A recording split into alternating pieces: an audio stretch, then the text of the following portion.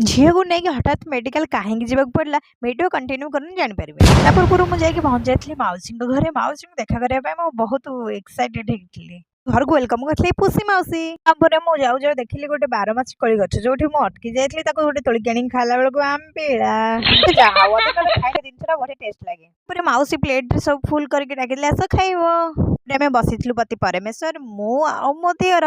ମୋର ଏଇ ପିଇସପାଙ୍କୁ ତ ଆପଣ ନିଶ୍ଚୟ ଆଗରୁ ଜାଣିଥିବେ। ତାପରେ ଗେଟଠୁ ଆଉ ଘର ହେଲା ଏତେ ଦୂର, ଯୋଉଟା କି ପାଣିରେ ଇରାସ ବି ବୁଡି ଯାଇଥିଲା।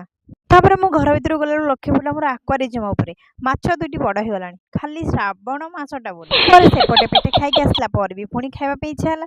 ମଉସା କରିଛନ୍ତି ପୁରା ଟେଷ୍ଟି ବାଲା ଫିଙ୍ଗର ଚିପ୍ସ। ମୁଁ ଟିକେ ଖାଇଲୁ। ଇଏ ହେଲେ ମୋର ମଉସା, ଯିଏକି ମତେ ସବୁଥିରେ କୋଅପରେଟ୍ କରନ୍ତି, ସବୁ କିଛି ନ ଜାଣିଥିଲେ ମତେ ଶିଖେଇ ଦିଅନ୍ତି। ଇଏ ହେଲେ ମୋର ପ୍ରିୟର ମାଉସୀ। ମାଉସୀ ତ ମାଠୁ ବି ଇଏ ବହୁତ ବଡ।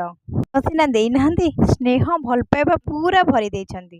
ସବୁଥିରେ ଇଏ ମତେ ବେଶୀ ବେଶୀ ବେଶୀ ଆଗକୁ ଟାଣନ୍ତି। ସେରେ ମୁଁ କଣ କହିବି, ଶବ୍ଦହୀନ। ଇଏ ହେଲେ ମୋର କୁନି ନଣନ୍ଦ। ବିଦାୟ ନେଇ ଆସିଲା ପରେ ମୁଁ ଆସିଲି ମେଡିକାଲ। ଝିଅର ସାର୍ଟିଫିକେଟ ନେଇନଥିଲି, ସାର୍ଟିଫିକେଟ ନେବା ପାଇଁ ଆସିଥିଲି। କହୁଛି ଜୟ ଜଗନ୍ନାଥ।